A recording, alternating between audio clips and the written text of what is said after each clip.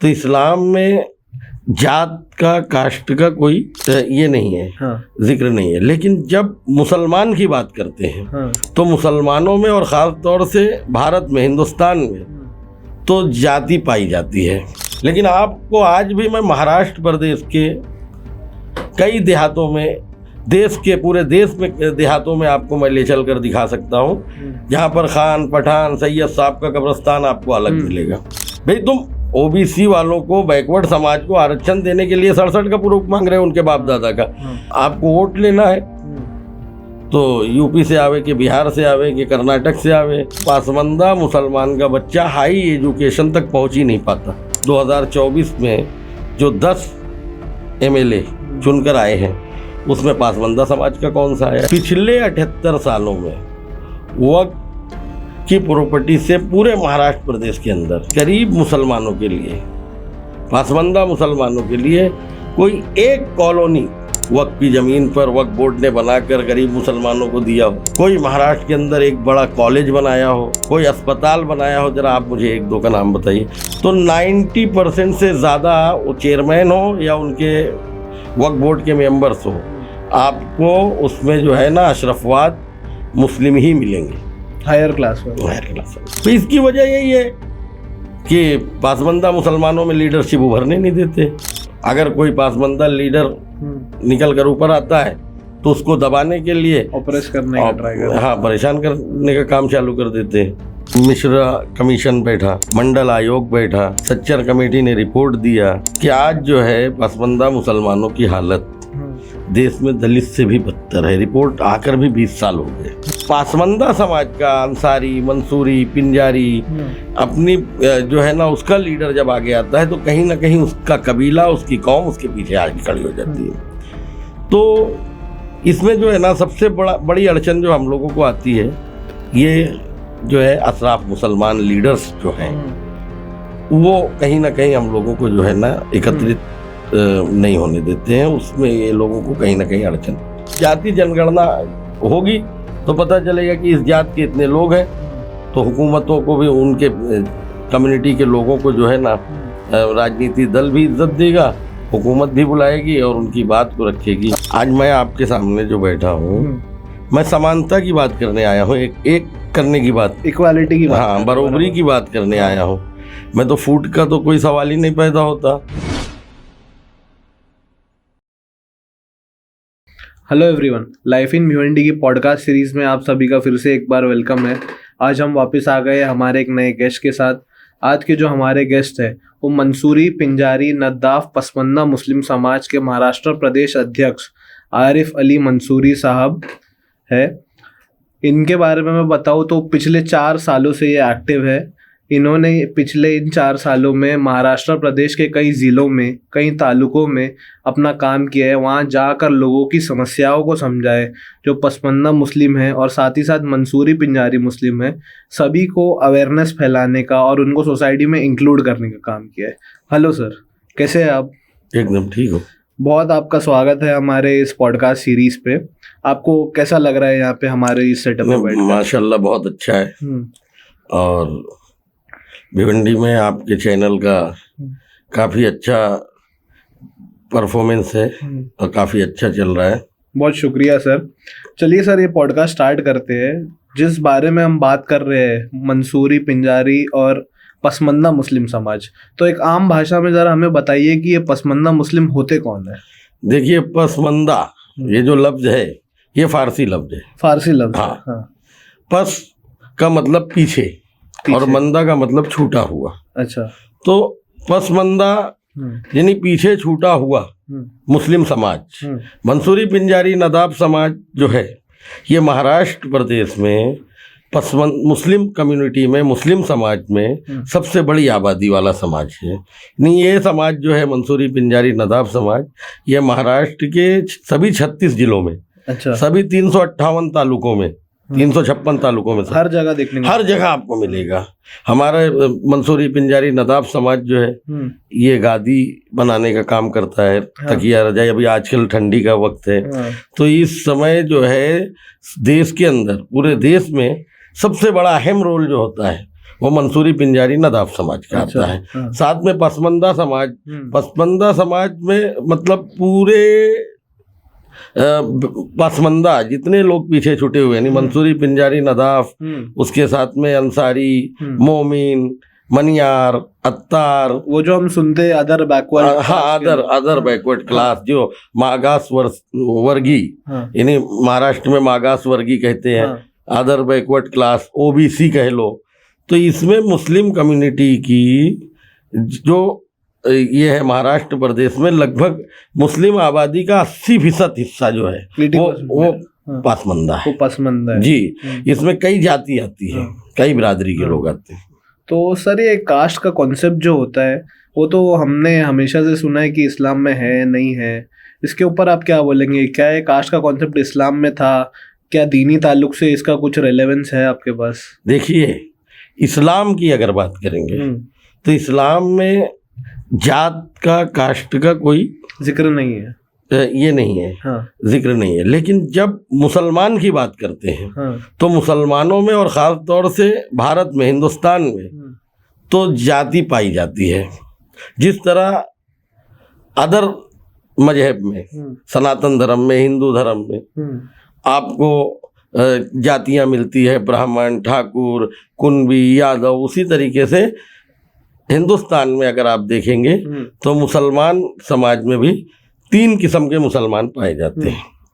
एक अशराफ, जिसमें से एक सैयद, खान, पठान, मिर्ज़ा, मुग़ल, ये बिरादरी के लोग आते हैं। उसके बाद अरजाल और अजलाफ।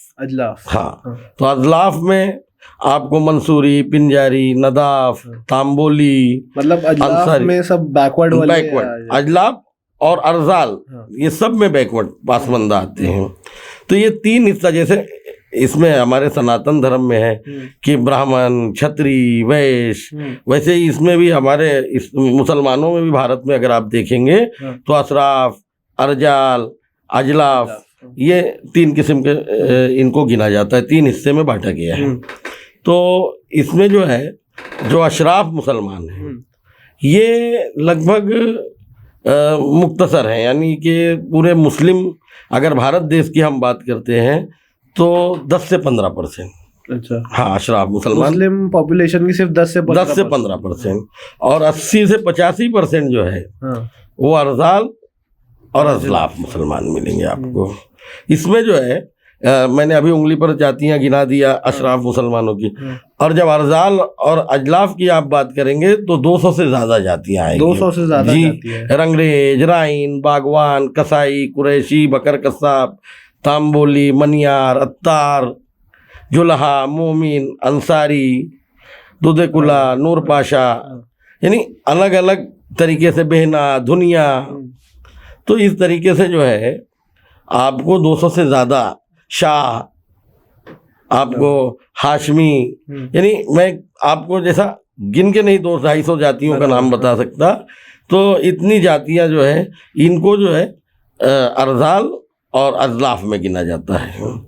ग्राउंड लेवल पे जब अगर बात करेंगे हम, तो पसमंदा मुस्लिम जो होते हैं तो उनको क्या क्या प्रॉब्लम को सामना करना पड़ता है, कि डिस्क्रिमिनेशन हम जिसे बोलते हैं वो क्या देखने ये सबसे पहला जो सामना है, आप बोल रहे हो मुश्किलात, तो मुश्किलात सबसे जो अहम है वो तो बरोबरी का दर्जा नहीं मिलता। भाई आप इस चीज़ को केयर करिए कि कहीं पर भी आज जो है हिंदुस्तान के अंदर, भारत के अंदर आपको पासमंदा के नाम पर जितनी भी जातियां हैं, अशराफ मुसलमान में जितनी भी जातियां हैं, इनमें रोटी बेटी का व्यवहार आपको देखने को नहीं मिलेगा। ये क्या है रोटी बेटी का व्यवहार? मतलब रिश्तेदारियां। हाँ। जैसे बेटी का लेन देन, रिश्ते, आपको लाखों में एक रिश्ते ऐसे मिलेंगे जो खान, सैयद, पठान का जो है ना, रंगरेज, पिंजारी, मंसूरी, नदाब, जुल्हा, अंसारी, धोबी, नाई, हलाल खोर, मुल्ला, मुल्लानी, ये जो बैकवर्ड क्लास के मुसलमान हैं जिनको पासमंदा कहते हैं, तो पासमंदा समाज के, पासमंदा क्लास के मुसलमानों का रिश्ता अशरफवाद मुसलमान में नहीं होता। Intercaste marriage. Intercaste marriage.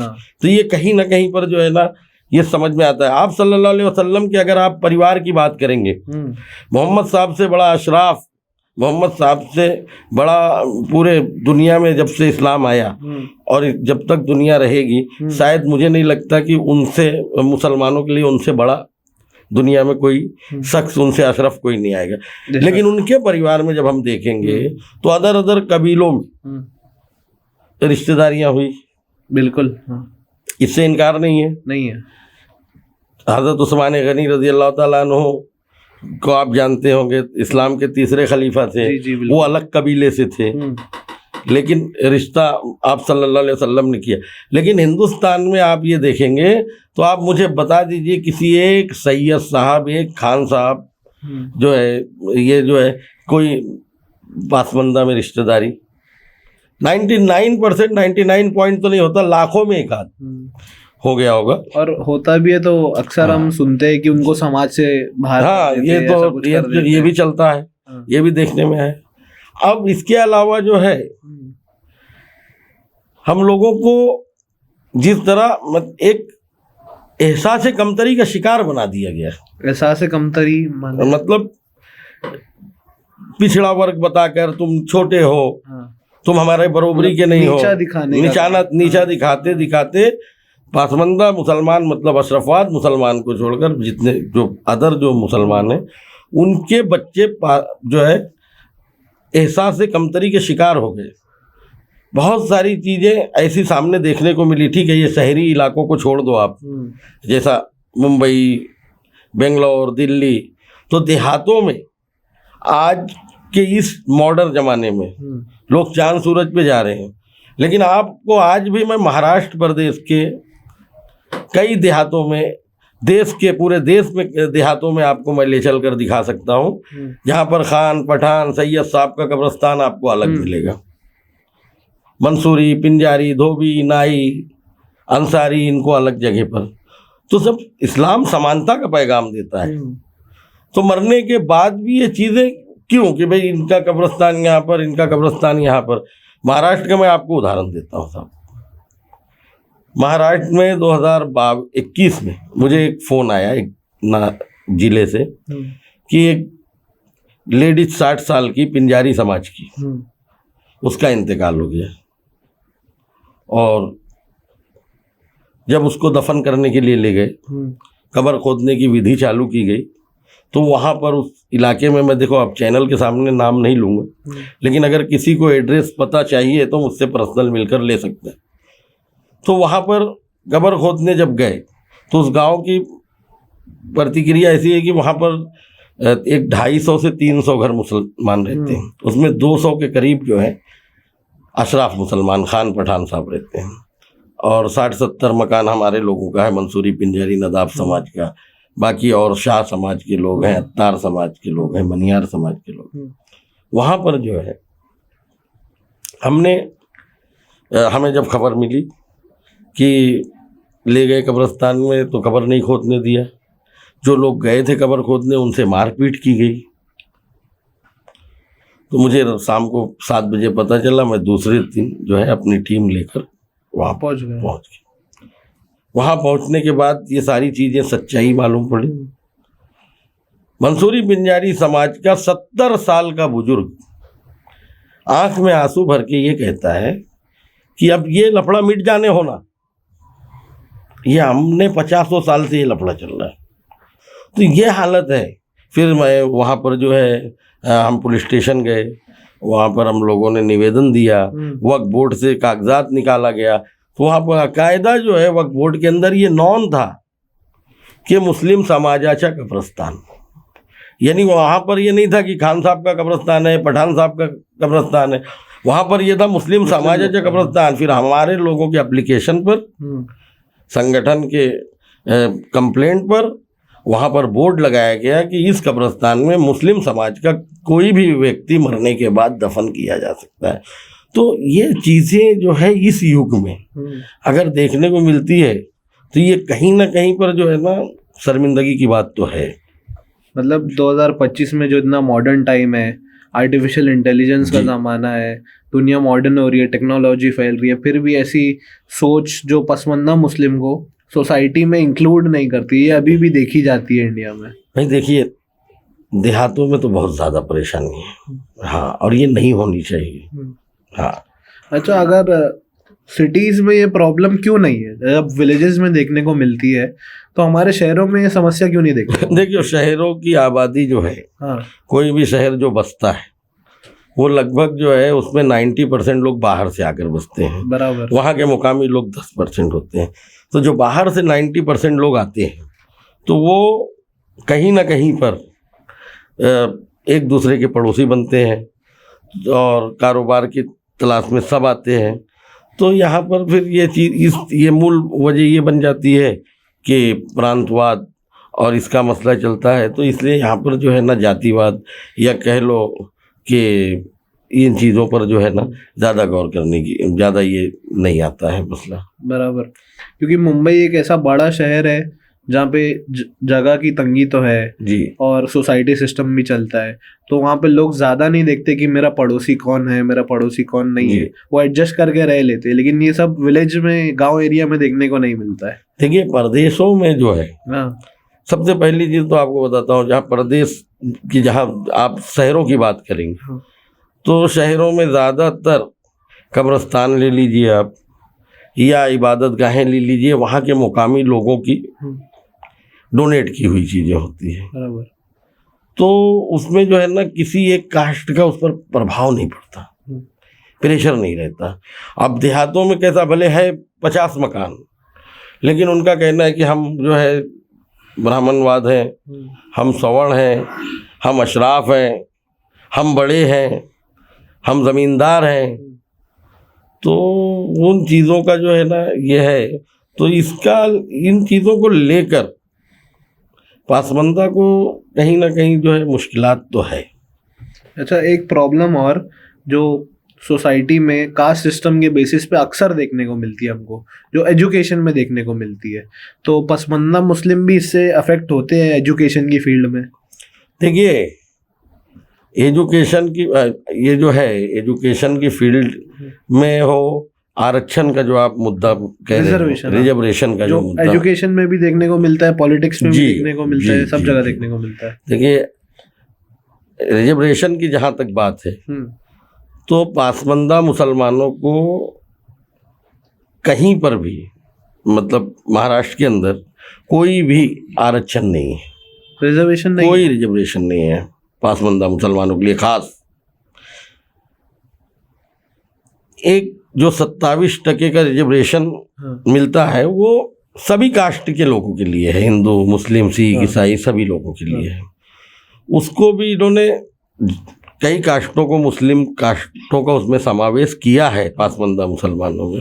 तो अब आप बताइए, 27% जो है 27% आरक्षण में, आज महाराष्ट्र प्रदेश के अंदर हम आरक्षण लेने जब जाएंगे तो इसमें 12 करोड़ की आबादी है, उसमें मुसलमान जो है वो 1.5 से 2 करोड़ की आबादी है।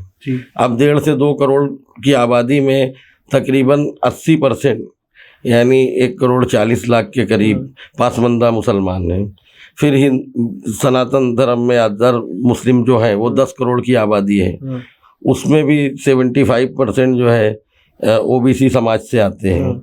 तो ये इतनी बड़ी पॉपुलेशन को 27% के आरक्षण में, रिजर्वेशन में क्या मिलेगा? जब इसका आप सर्वे करने जाएंगे ना तो पासमंदा मुसलमानों को 1 से 1.5%, 2% मतलब से ज़्यादा। क्लियर करना चाहता हूँ ये कि जो 27% आप रिजर्वेशन बोल रहे हो, ये पूरा इंक्लूडेड ओबीसी के अंदर, पूरे ओबीसी, ये ओबीसी के अंदर ज्यादा पसमानदा मुस्लिम लोग को मतलब देख के आने को नहीं मिलता है, मतलब स्पेशल कोई नहीं, स्पेशल नहीं है, जो कि था। है, आपको एक बता देता हूं, मतलब ओबीसी के अंदर ही उनको जगह दी गई है, लेकिन उनके लिए कोई स्पेशल प्रोविजन नहीं, और ये था। अच्छा, देखिए 1936 से मैं आता हूँ, 1936 जब अंग्रेजी हुकूमत थी, ब्रिटिश हुकूमत थी, उस वक्त जो आरक्षण मिलता था, दलित हिंदू, दलित सिख, दलित बौद्ध, दलित मुस्लिम और दलित ईसाई, क्रिश्चियन, सबको आरक्षण, दलित का आरक्षण मिलता था। ST क्लास का आरक्षण सबको था, शेड्यूल कास्ट का। क्योंकि बहुत सारी जातियां जो है, जैसा पसमानदा मुसलमानों में शेड्यूल कास्ट में भी आती है। लेकिन जब देश आज़ाद हुआ और 1950 के आसपास, 1950 में 10 अगस्त का दिन था, भारतीय संसद भवन में एक आवाज़ आई कि मुसलमानों का आरक्षण ख़त्म कर देना चाहिए, क्योंकि मुसलमानों में कोई भेदभाव नहीं है, कोई ऊंचा नीचा नहीं है, कोई जातिवाद नहीं है। उस वक्त लोगों ने ऑब्जेक्शन भी लिया, आवाज़ भी उठाया, लेकिन संसद से हटाकर राष्ट्रपति जो थे, ये अपने राज्यसभा से राष्ट्रपति के आदेश पर मुसलमानों का, दलित मुस्लिमों का, दलित सिख का और दलित बौद्ध का और दलित क्रिश्चियन का, इनका जो है आरक्षण हटा दिया गया। सिर्फ दलित हिंदुओं को आरक्षण, स्पेशल रिजर्वेशन उनको दिया, स्पेशल रिजर्वेशन। बाकी सबको एक ओबीसी की क्लास में डाला। नहीं, अच्छा। ओबीसी की भी क्लास में नहीं डाला, अच्छा। सबको हटा दिया। उसके बाद लोग अपनी अपनी तरीके से कोशिश करते गए और सिख समाज के दलित लोगों ने 10,000 की पब्लिक लेकर 1955 में 1955 में दिल्ली में एक आंदोलन किया और 1956 में सिख दलित को फिर से जो है ना, सिख दलित का आरक्षण लागू कर दिया। अभी जो है बौद्ध को और इस्लाम मुस्लिम को नहीं दिया गया। आप एक बहुत बड़ा नाम सुने होंगे, काशीराम जी, जिन्होंने बहुजन समाज पार्टी का की नींव रखी। काशीराम जी जो थे ना, वो दलित सिख थे, सिख समाज के दलित थे। तो उसके बाद फिर लड़ाई चलती गई, कोशिशें चलती गई। 1990 में जो सरकार थी, उन्होंने बौद्ध दलितों को भी आरक्षण दिया, दलित का, लेकिन आज तक मुस्लिम दलित का आरक्षण नहीं लागू किया गया। कितने कमीशन बैठे, मंडल आयोग बैठा, रंगनाथ मिश्र कमीशन बैठा, फिर आखिरी में सच्चर कमेटी ने 2004 में 5 में रिपोर्ट दे दिया कि मुसलमानों की हालत दलितों से भी बदतर है।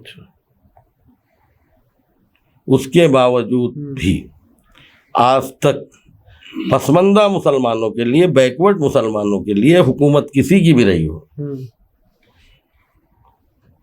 कोई भी रिजर्वेशन या कोई एक्ट, कोई कायदा, कोई आयोग इन्होंने नहीं बनाया। अच्छा सर, जब रिजर्वेशन की बात आती है तो डॉक्टर BR अम्बेडकर ने जब रिजर्वेशन डाला था इंडियन कॉन्स्टिट्यूशन में, तो वो इस बेसिस पर डाला था कि लोग इंक्लूड हो जाए, एक वक्त के बाद जब देश की हालत अच्छी हो जाएगी हम रिजर्वेशन का सिस्टम ही ख़त्म कर देंगे।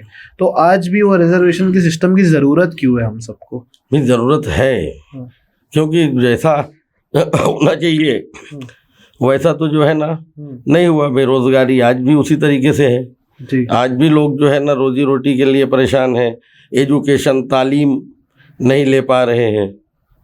एजुकेशन के फील्ड में सर अक्सर लोग ये भी करते हैं कि ओबीसी होने का फ़ायदा उठाने के लिए नकली सर्टिफिकेट बना लेते हैं या कास्ट सर्टिफिकेट बना लेते हैं। इसके बारे में आपको कुछ मालूम है? देखिए, ऐसा तो ये जो है क्राइम है एक तरह का, जो कहीं कहीं पाया जाता है। तो ये तो सभी जगहों पर मिलता है, पेपर लीक हो जाते हैं, कोई जो है सर्टिफिकेट बना लेता है। लेकिन सबसे बड़ी बात ये है कि मैं आपको ये भी बता दूं कि ओबीसी आरक्षण जो है बैकवर्ड मागास वर्गीय लोगों का, उनको जो बैकवर्ड समाज के लोग हैं जो इसके दायरे में आते हैं उनको भी नहीं मिल पाता। मतलब इनकी वजह से ही जो असली वाले रहते हैं उनका नहीं, ऐसा भी नहीं है। देखिए, अभी एक उदाहरण आपको देता हूँ। अभी ये जो आरक्षण है, ये आरक्षण सेंट्रल गवर्नमेंट की तरफ से पास किया गया, ठीक है। अब लेकिन इसमें पाबंदी स्टेट वाइड लगा दी गई है। कर्नाटक का बैकवर्ड हिंदू हो या मुस्लिम, वो महाराष्ट्र में अगर आरक्षण लेने की कोशिश करे, अगर इसका लाभ लेने की कोशिश करता है, तो उसके पीछे 1967 का पुरावा देने की एक इन्होंने पाबंदी लगा रखी है सरकार ने। अब आप ये बताइए कि 1990 का पैदा हुआ बच्चा वो आज अगर 2020 में 25 में ये आरक्षण लेने की कोशिश करता है तो कहीं ना कहीं पर जो है उसको 1967 का उसके पूर्वज का बाप का दादा का प्रूफ देना पड़ता है। अच्छा। अब आप एक समझने की बात आपको मैं बता दूं। हाँ। अब कर्नाटक का बंदा महाराष्ट्र, और यही महाराष्ट्र का बंदा अगर कर्नाटक में जाता है तो भी यही चीज है। सेम प्रॉब्लम है। अब आप आरक्षण किसको दे रहे हो? आप बैकवर्ड समाज को दे रहे हो, पिछड़े वर्ग के लोगों को दे रहे हो, बेसहारा लोगों को दे रहे हो। आप उनको छोटा समझ के दे रहे हो कि भाई इनको अपने बराबरी में लाया जाए। आज 1967 में 1965 में जो कर्नाटक से, दिल्ली से, एमपी से, मद्रास से, बिहार से माइग्रेट हो महाराष्ट्र में आया होगा, उसके पास ना तो रहने के लिए घर था, यहाँ आकर कहीं नौकरी किया होगा, किसी कंपनी में सोया होगा, या कहीं जो है ये रहा होगा।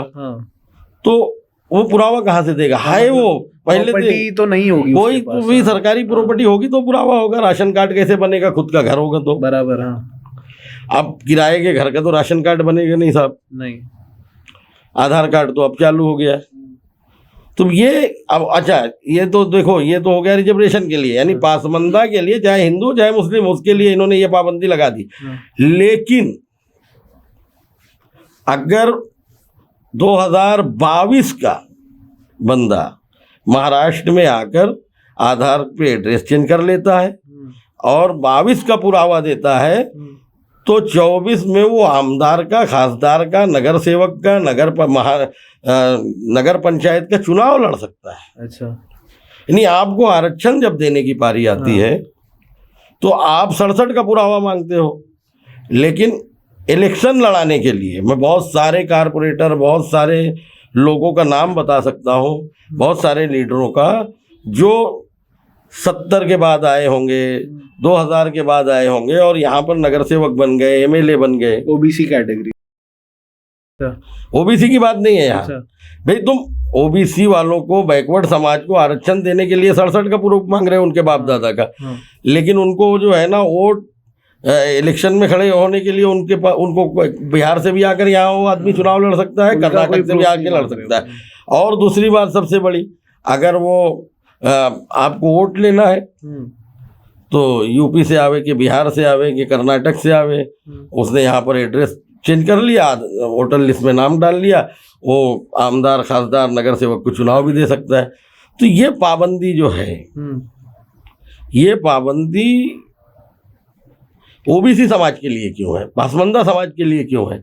अखंड भारत में जब हम रहते हैं तो भारत के किसी भी जगह का पैदा हुआ उसका बाप दादा हो, अगर वो बच्चा जो है जिस स्टेट में भी पैदा हुआ है, अगर उसका वहाँ का जन्म प्रमाण पत्र है तो उसको आरक्षण दे देना चाहिए। ये एक जो है ना बड़ा मसला है, तो वो भी मिलने में परेशानी। और मुसलमान, खास पासमंदा मुसलमानों की आप बात कर रहे हैं तो खास पासमंदा मुसलमानों को कोई आरक्षण नहीं है। 2014 में कांग्रेस एनसीपी की जब हुकूमत थी तो 5% का इन्होंने विशेष पूरे मुसलमानों को आरक्षण दिया था। लेकिन अफसोस की बात है कि मेरे ख्याल से 2021 में जब अभी बीजेपी की और शिंदे साहब की हुकूमत बैठी थी तो वो भी 5% का रिजर्वेशन रद्द कर दिया गया। अच्छा, वो रद्द कर दिया गया। अच्छा सर, आपने अभी एग्जाम्पल दिया था, एक कहानी सुनाई थी जो आपने 2021 में देखी थी, वो कब्रिस्तान वाली। वैसे ही और कोई एग्जाम्पल है आपके पास हमको बताने के लिए, ऐसी कोई और स्टोरी जिसमें देखने को मिले कि कितने तकलीफ में पसमंदा के मुसलमान समाज वाले? देखिए, पसमंदा की आपको कहानी देखना है तो आप सबसे पहली चीज आप एक सर्वे कर लें। अच्छा। शैक्षणिक विभाग में चले जाएं आप, शिक्षा की गलियारों में, तालीम के उसमें, आपको पासमंदा मुसलमान का बच्चा हाई एजुकेशन तक पहुंच ही नहीं पाता। आप आर्थिक स्थिति की बात करें तो आपको जितने भी आपको नौकरी पेशा, टायर बनाने वाले, पंचर बनाने वाले, होटलों में काम करने वाले या रोड पे हाथ गाड़ी लगाने वाले, यानी बेरोजगारी कह लो, इनके पास कोई रोजगार नहीं है तो ये कर रहे हैं। तो आपको यही सबसे बड़ी परेशानी है साहब। समाज में समानता नहीं मिल रही है, शिक्षा नहीं ले पा रहे हैं, रोजी रोटी से जो है परेशान है। मौका नहीं मिलेगा तो आदमी पेट भरने के लिए कुछ ना कुछ तो करेगा, कुछ ना कुछ करेगा। फिर आज जो है 40 साल 45 साल की उम्र के बाद बुढ़ापे का एहसास हो जाता है। बच्चा 12-14 साल का यानी SSC तक पहुँचे नहीं रहता है कि फिर जो है पता चला कि बाप जो है मेहनत करके थक गया, अब जो है बच्चों को भी साथ में काम पे लगा देता है। तो आप उदाहरण की बात करते हैं, आप खुद सर्वे करिए। आज देश को आज़ाद होके 78 साल हो गए, बराबर। इतनी लोकसभा का चुनाव हुआ, लगभग 400 मुस्लिम सांसद चुनकर गए। बिल्कुल। अगर आप आबादी की बात करेंगे तो पासमंदा मुसलमानों की आबादी 80% है, बराबर। लेकिन संसद भवन में आप ढूंढेंगे तो 55 से 56 आपको पासमंदा सांसद मिलेंगे। अच्छा। हाँ, फिर भी वो अपने समाज के लिए कुछ काम नहीं किया, ऐसा नहीं। जो जिस दौर में जो रहा, जो भी हो सका कोशिश किया।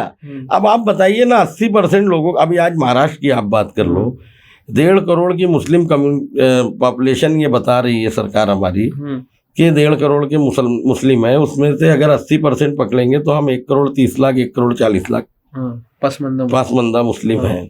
अब 1 करोड़ 30 लाख पासमंदा मुसलमानों को देख लीजिए, और आप 2024 में जो 10 MLA चुनकर आए हैं उसमें पासमंदा समाज का कौन सा आया है आप वो देख लीजिए।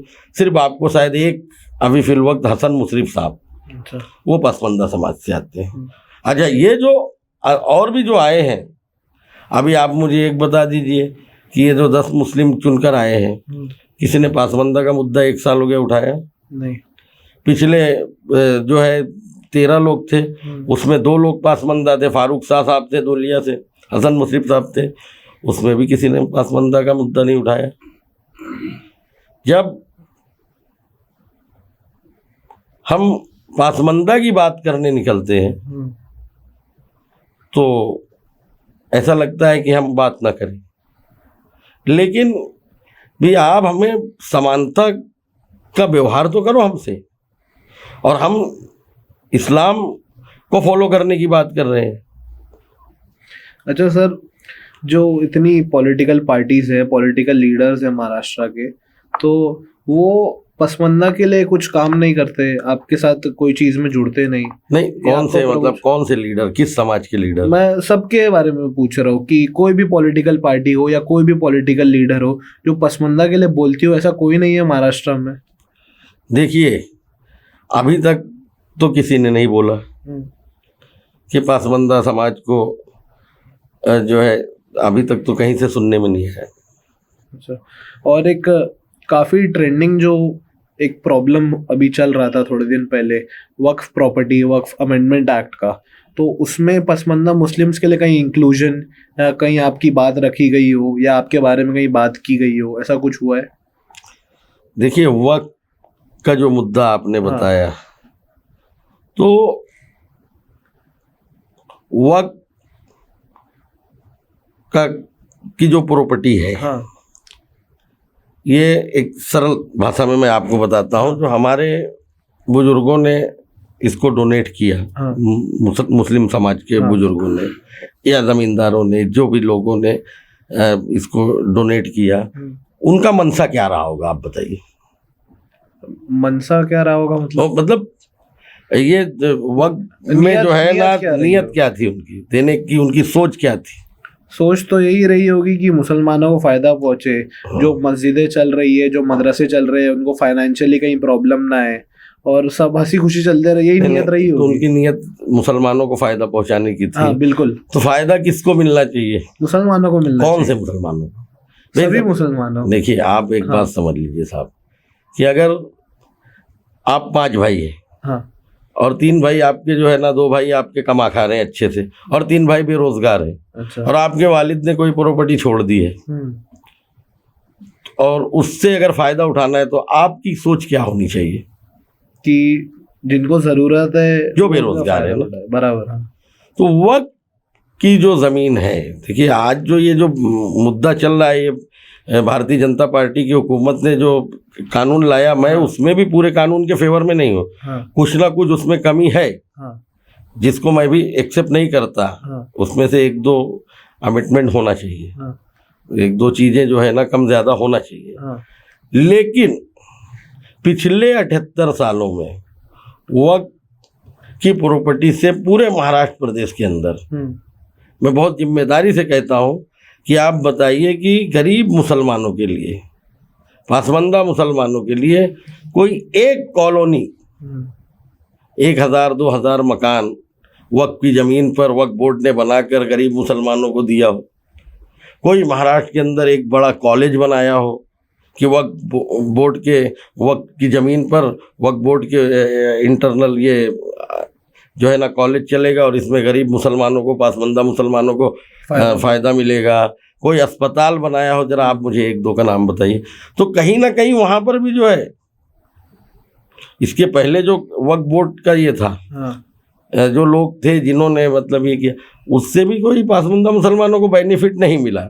और अब जो ये करने जा रहे हैं, ये अगर बोल रहे हैं कि भाई हम इसमें पासबंदा मुसलमानों को फ़ायदा पहुँचाएंगे, तो ये अभी तक ज़बानी जुमला है। अच्छा, ऑन पेपर कहीं नहीं, अभी तक कहीं प्रैक्टिकली, अच्छा प्रैक्टिकल एप्लीकेशन दिखना चाहिए ना साहब। आप जबान से तो कहीं कुछ भी बोल दोगे, तो उसकी कोई ये नहीं है ना। आपको जो है इसका प्रूफ देना चाहिए, तब तो पासबंदा मुसलमानों को लगेगा कि आप जो है हमें कहीं ना कहीं जो है इंक्लूड कर रहे हो।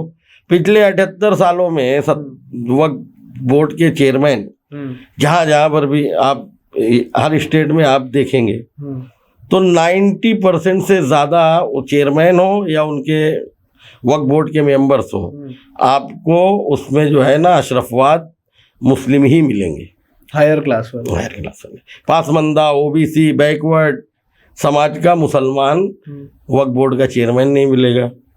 इसकी वजह यही है कि पासबंदा मुसलमानों में लीडरशिप उभरने नहीं देते। अच्छा। और अगर कोई पासबंदा लीडर निकल कर ऊपर आता है, तो उसको दबाने के लिए ऑपरेस करने का ट्राई करते हैं। हाँ, परेशान करने का काम चालू कर देते हैं।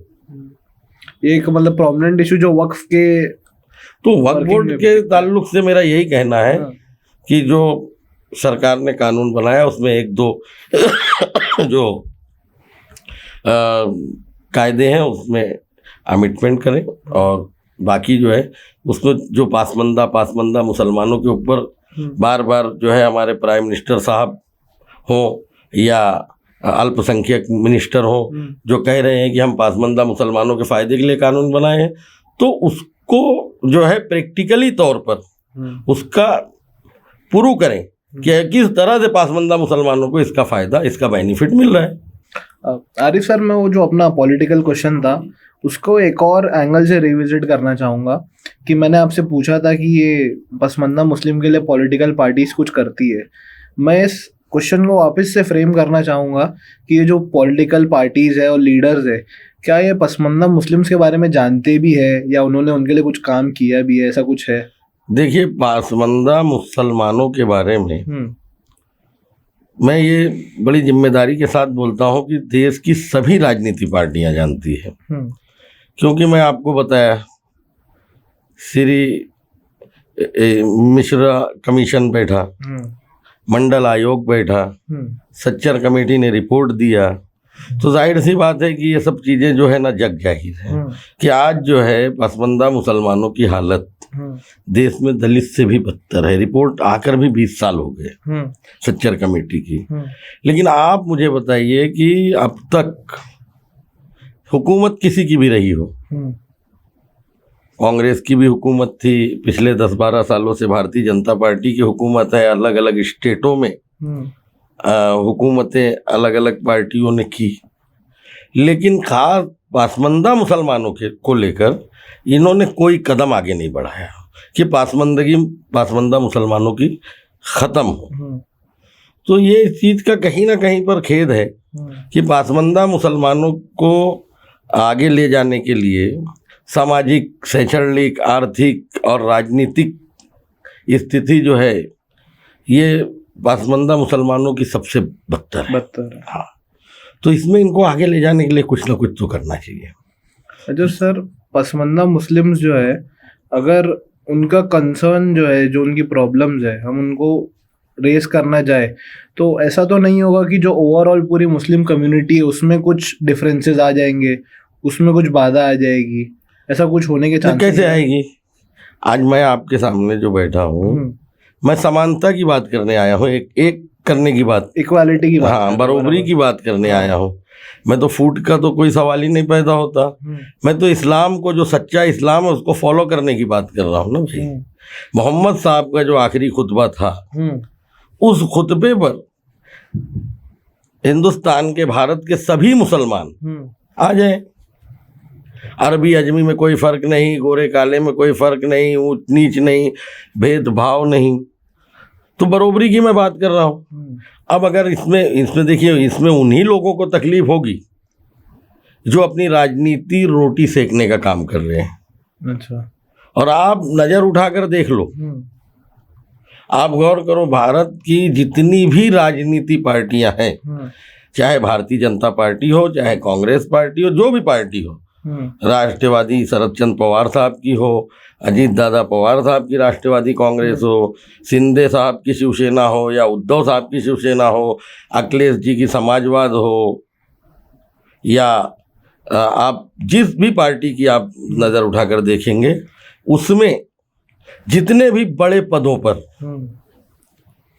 आपको मुस्लिम समाज का लीडर मिलेगा, 100% वो आपको जो है एक लाखों में एक ऐसे मिलेंगे, नहीं तो 100% आपको उसमें अशराफ मुस्लिम के खान पठान से एक सैयद साहब, हायर कास्ट वाले मिलेंगे। तो आखिर वजह क्या है? सवाल ये है कि आप जो है भाई देखिए, आपके समाज को जो तकलीफ है वो वहाँ तक पहुँचाएगा कौन? आप जब चुनाव आता है तो सभी मुसलमानों की बात करते हो।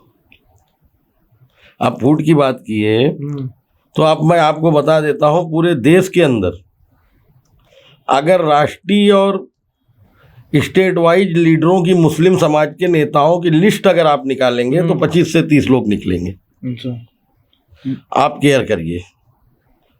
और ये 25 से 30 लोग जब चुनाव आता है तो अपनी अपनी पार्टियों के लिए, जिस पार्टी में रहते हैं, अपनी अपनी पार्टियों के लिए मुसलमानों एक हो जाओ का नारा लगा देते हैं। बराबर। और ये 20 से 25 लोग पूरे देश के अंदर एक होने से रहे। ये 20 से 25 लोग एक जगह पर नहीं बैठ सकते। अरे भाई, तुम नेतृत्व कर रहे हो, तुम अगर मुस्लिम समाज की नेतृत्व की बात कर रहे हो, अभी बिहार में आपने देखा, इमरान प्रतापगढ़ी साहब आए कांग्रेस के मंच पर, उन्होंने कहा कि मुसलमानों एक हो जाओ। अब एसी साहब गए मुस्लिम की आदत खड़े करने कि मुसलमानों एक हो जाओ। शाहनवाज साहब उतरे भारतीय जनता पार्टी के लिए कि मेरी कौम मेरे साथ आ जाए, एक हो जाए। भाई ये 5 नाम, मैं आपको 4-5 लोगों का नाम ये बताया। इसी तरह अगर आप पूरे देश की बात करेंगे तो 20 से 25 लीडर, गुलाम नबी आज़ाद साहब हैं, अबू आसिम आज़मी साहब हैं, इस तरह से अगर आप नाम निकालेंगे, आजम खान साहब हैं, तो आपको 20 से 25 लीडर्स आपको जो है नहीं मिलेंगे, उससे ज़्यादा लीडर्स नहीं मिलेंगे। जो यूनिटी की बात है। हाँ, जो यूनिटी की, और हर लीडर अपनी पार्टी के लिए मुसलमानों को एक देखना चाहता है, लेकिन खुद ये एक प्लेटफॉर्म पर आकर एक होने की बात नहीं करता। आपने कहीं नहीं देखा होगा कि पहले हम एक हो जाएं, फिर हम अपनी आवाम को बुला लेंगे। तो फूट होने का कोई सवाल ही नहीं पैदा होता। आप हमें जो है ना बराबरी का हक दीजिए। आज पसमानदा पीछे छूटा हुआ है, पसमानदा बेरोजगार है, अपने बच्चों को तालीम नहीं दे पा रहा है, आप सल्लल्लाहु अलैहि वसल्लम ने ज़कात का कानून बनाया। आपको मैं बताऊं थोड़े से में कि आप सल्लल्लाहु अलैहि वसल्लम ने जो ज़कात का कानून बनाया था किसके लिए बनाया था? जो मुसलमानों को ज़रूरत है उनकी, पिछड़े, यतीम, बेवा, मिस्कीन, यानी पसमानदा, पीछे जो रह गए, उन मुसलमानों के लिए बनाया। बराबर।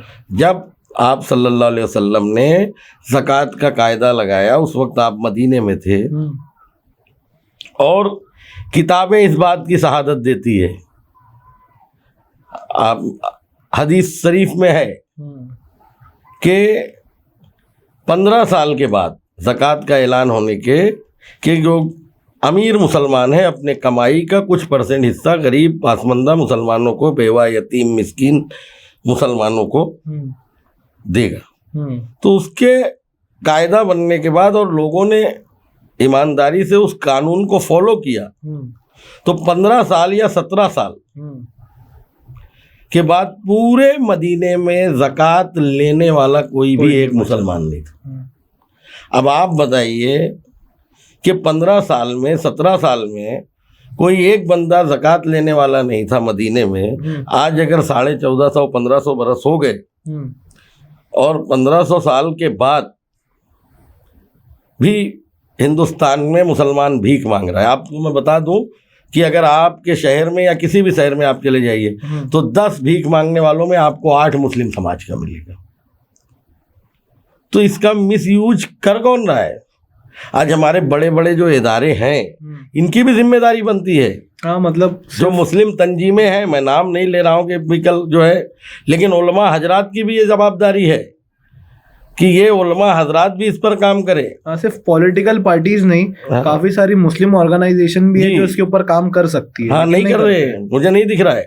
भाई पासमंदा मुसलमानों की पासमंदगी को ख़त्म करने के लिए आज आप देखते होंगे कि बहुत सारे काम, बाढ़ आ गया तो हज़ारों घर जो है ना मुस्लिम तंजीमें बनाकर दे रही है, लेकिन लाखों बेरोजगार बेघर जो मुसलमान महाराष्ट्र के अंदर, देश के अंदर हैं, उनके लिए मुस्लिम तंजीमों ने भी कहीं पे आगे बढ़कर जो है ना हिस्सा नहीं लिया। तो मैं उनसे भी जो है आर्जी करूँगा कि आप भी आगे आइए। अशराफ मुसलमानों से भी आर्जी करूँगा, सैयद साहब, खान साहब, पठान साहब से भी मैं रिक्वेस्ट करूँगा कि आप आगे आइए और अपने छूटे हुए पीछे जो छूट गए पासमंदा मुसलमानों को हाथ पकड़कर आप आगे लाइए और सामाजिक स्थिति में, शैक्षणिक विभाग में और जो है राजनीतिक गलियारों में जगह दीजिए, अपने बाजू में खड़े करिए, अपने बाजू में बैठालिए। नहीं तो आगे जो है नताइज कुछ अलग देखने को भी मिल सकते हैं। बिकॉज़ आज जो है, अब आपका अगर जो है कोई परिवार का बंदा पीछे छूट गया और आप दो भाई अच्छी तरीके से कमाकर और अब अच्छे सूट बूट में चल रहे हैं, घर बना लिया आपने कारोबार कर लिया, और दो भाई आपके बेरोजगार रह गए, 4 भाई हैं, अगर आप एक मिसाल दे रहा हूँ, तो वो 2 भाइयों का अगर आप 2, 4, 10 साल तक अगर आपने उनको कुछ सहायता नहीं दी, सपोर्ट नहीं दिया, तो अगर समझो पड़ोसी या कोई तीसरा या आपके परिवार से हटकर किसी दूसरे परिवार का, किसी दूसरे धर्म का, किसी दूसरे जात का बंदा अगर आपके भाइयों को आर्थिक सहायता दे दिया, सामाजिक बरोबरी अपने बाजू में बिठा दिया, तो कल वो आपका भाई आपसे ज़्यादा उसकी सुनेगा। तो आज हालात जो है आगे कहीं ऐसे ना बन जावे कि आप सिर्फ जो है ना आवाज़ लगाते रहो मुसलमानों एक हो जाओ और मुसलमान किसी दूसरे के झंडे के नीचे न चले जावे पासबंदा मुसलमान। बराबर। क्योंकि आप जो है, आप जब उनके सर पर हाथ नहीं रख रहे हो, आप समानता नहीं दे रहे हो, आप बरोबरी में नहीं बिठा लोगे, आप तकलीफ़ को नहीं दूर करोगे, तो वो कहीं ना कहीं पर जाएगा। और जो आज का जो दौर है, जो जिसको ये करेगा, सपोर्ट करेगा, जो जिसको बरोबरी का हक देगा, वो उसके साथ जाएगा। तो सर, पसमानदा समाज जो है उसके बारे में मैं यही सोच रहा था कि जैसे हर एक कम्युनिटी के अंदर कुछ ना कुछ इंटरनल डिवीज़न हो ही जाता है, तो पसमानदा कम्युनिटी के अंदर कुछ इनडिफरेंस है, जैसे मंसूरी लोग का कुछ अलग है, जुलाहा लोग, उसमें ऐसी कोई प्रॉब्लम्स देखने को मिलती बहुत है? बड़ी आबादी है पसमानदा की, जैसे आप समझ लो। हाँ। देश की अगर जो है 20 करोड़ की मुस्लिम आबादी है, तो उसमें से 18 करोड़ 17 करोड़ पसमानदा समाज के लोग, और 200 से 250 जातियों में। तो अलग अलग कबीले, अलग अलग जातियों की अलग अलग उनके जो है लीडर्स हैं। लेकिन जब पसमानदा पर कोई तकलीफ आती है या पूरे पसमानदा पर कुछ हमें जो है ना आंदोलन करना पड़ता है या कहीं कुछ ज़रूरत पड़ती है, तो सभी लोग जो है ना एक मंच पर दिखाई देते हैं। मैं इसका उदाहरण देता हूँ आपको। पिछले विधानसभा चुनाव 2024 में मैं तकरीबन अक्टूबर के महीने में मुंबई मराठा पत्रकार परिषद हॉल में एक जो है पत्रकार परिषद का आयोजन किया था, प्रेस कॉन्फ्रेंस। हाँ, प्रेस कॉन्फ्रेंस लिया था। उसमें मैंने पूरे महाराष्ट्र से लोगों को दावत दिया और लगभग महाराष्ट्र प्रदेश में पसमानदा समाज में ओबीसी समाज के 45 से 50 जातियों के लीडर हाँ, जो अलग अलग जिलों से 28-30 जिलों से, यानी अमरावती, चंद्रपुर, नागपुर, धुलिया, नंदुरबार, नांदेड़, परभनी, बीड़, लातूर, कोल्हापुर, सांगली, सातारा, वहाँ से चलकर मुंबई आए अपने खर्चे से कि पसमानदा की प्रेस कॉन्फ्रेंस है, कोई बात रख रहा है। और वहाँ पर हम लोगों ने जो है ना बहुत सारी मीडिया के सामने अपनी बात को रखा।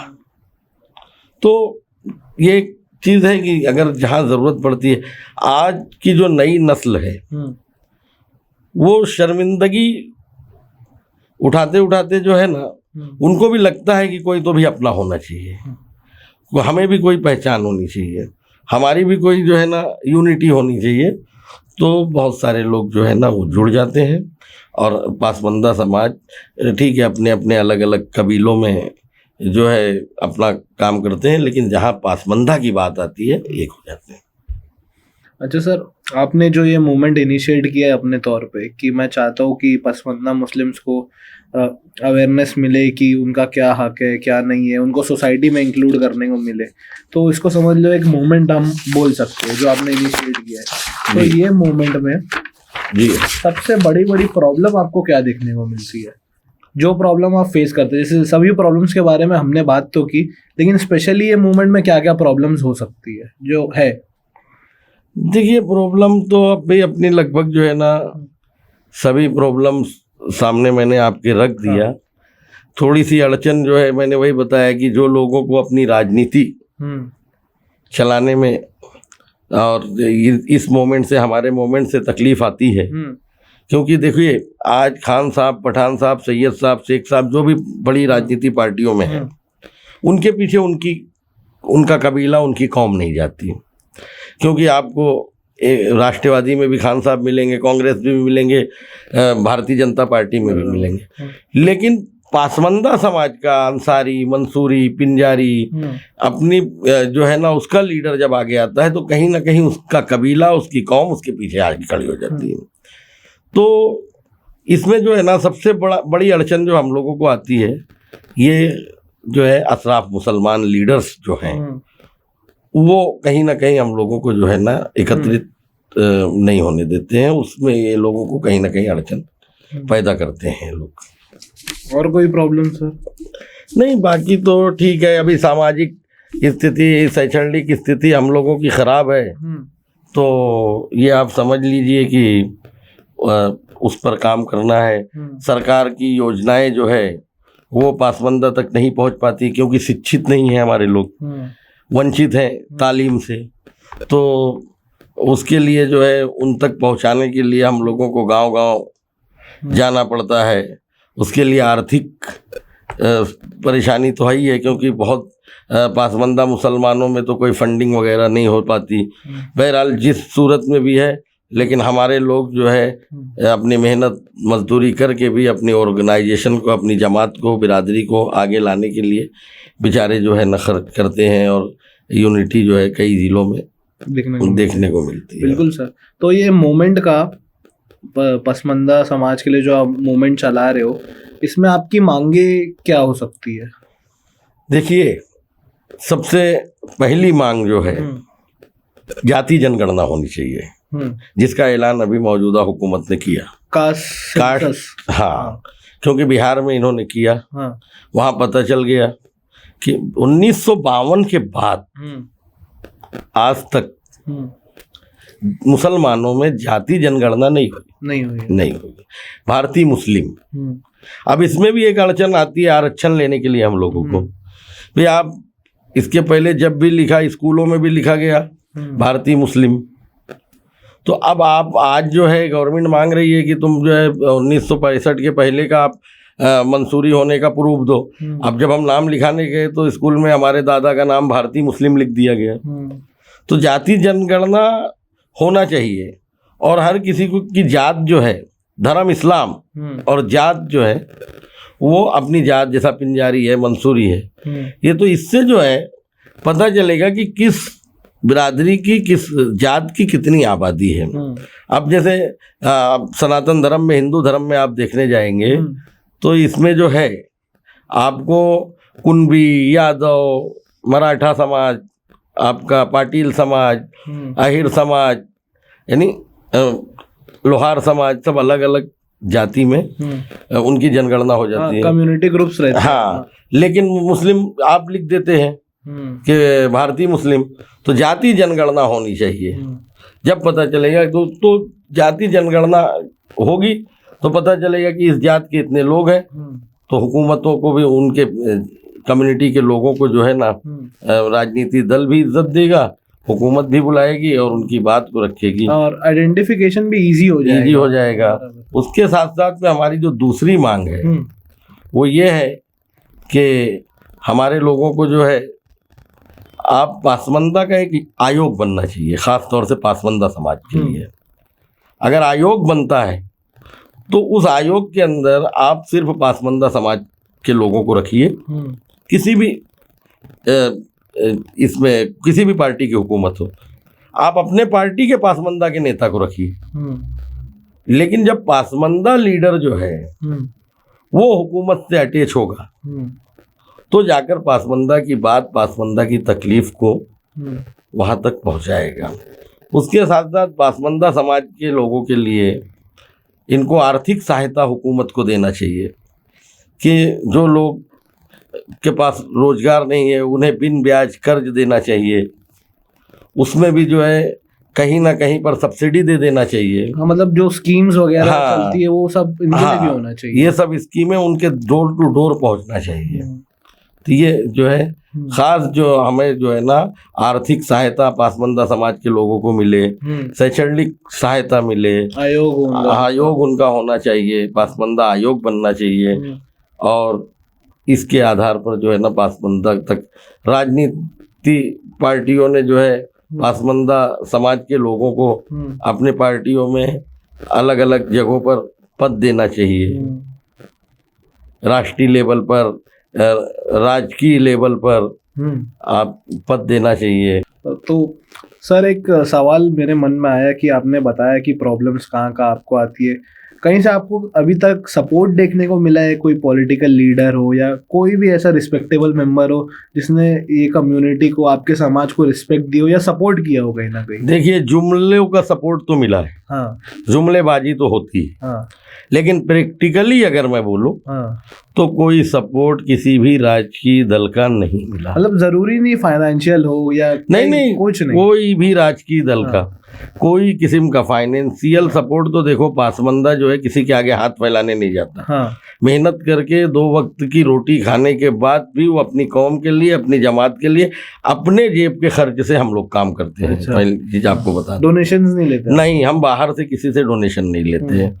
हमारे लोग, हमारे जमात के लोग, पासमंदा समाज के लोग आपस में ही जो है कंट्रीब्यूट करके, भले वो गरीब हैं लेकिन अपने जेब का खर्च करके हम लोग काम करते हैं।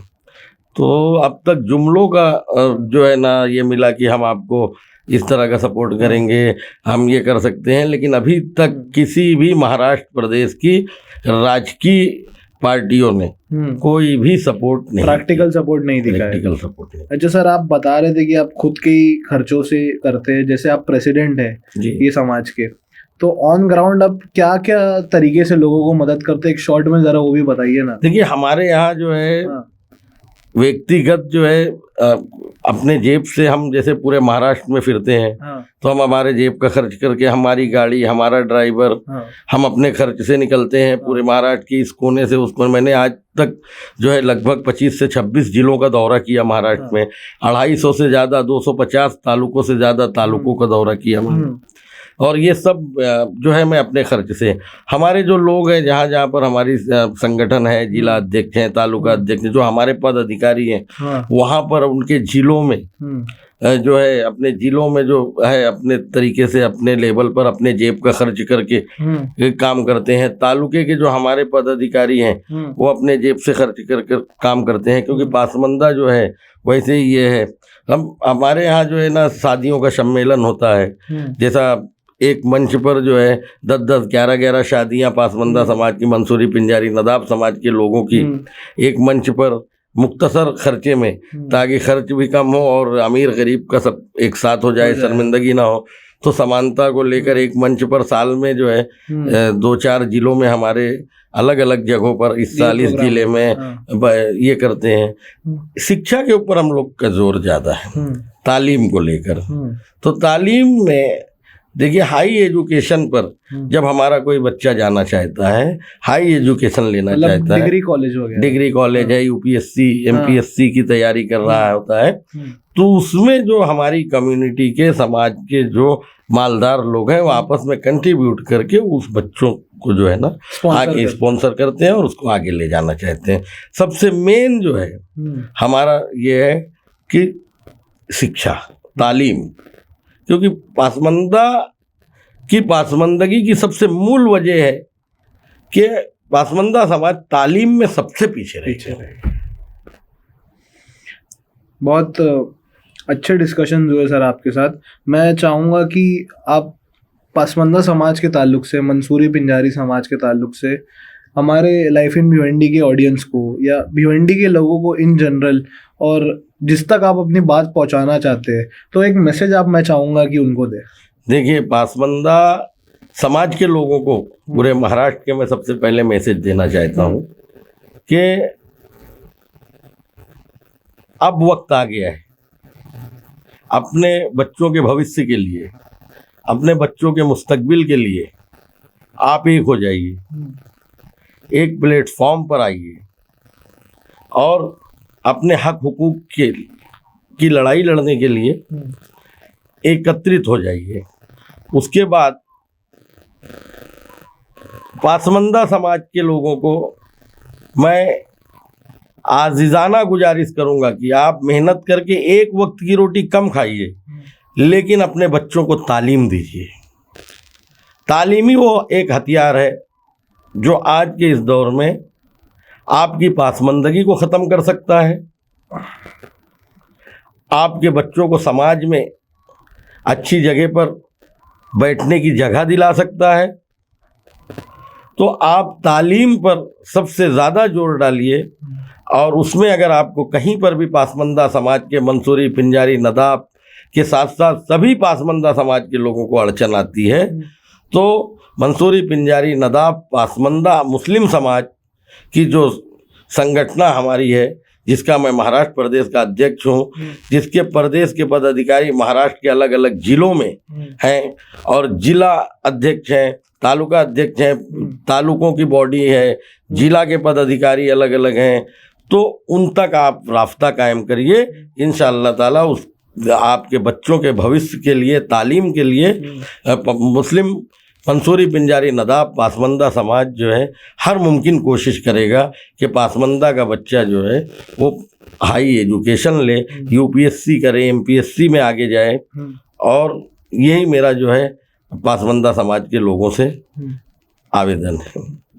आपके लाइव इन भिवंडी चैनल के लिए मैं आप लोगों का शुक्रिया अदा करूंगा कि आप लोगों ने मुझे बुलाया, आप लोगों ने मुझे जो है मेरी सुना, और आप लोग मेरी बात को जो है भिवंडी से लेकर महाराष्ट्र और पूरे देश में आप पहुंचाएंगे। आगे भी इंशाल्लाह अपनी मुलाकात होती रहेगी। इंशाल्लाह आपको, आपके चैनल को, आपके पूरे स्टाफ को मेरी तरफ से बहुत बहुत दुआएं, बहुत बहुत शुभकामनाएं। शुक्रिया सर। तो काफ़ी अच्छा डिस्कशन हुआ आरिफ मंसूरी साहब के साथ। ये पॉडकास्ट का एपिसोड बहुत अच्छा इन्फॉर्मेटिव था मेरे लिए। तो मैं चाहूँगा कि आप लोग ऐसी वीडियोस के लिए हमारे साथ बने रहे। वीडियो को लाइक करिए, चैनल को सब्सक्राइब करिए। हम फिर मिलते रहेंगे नई पॉडकास्ट सीरीज़ के साथ। Thank you so much.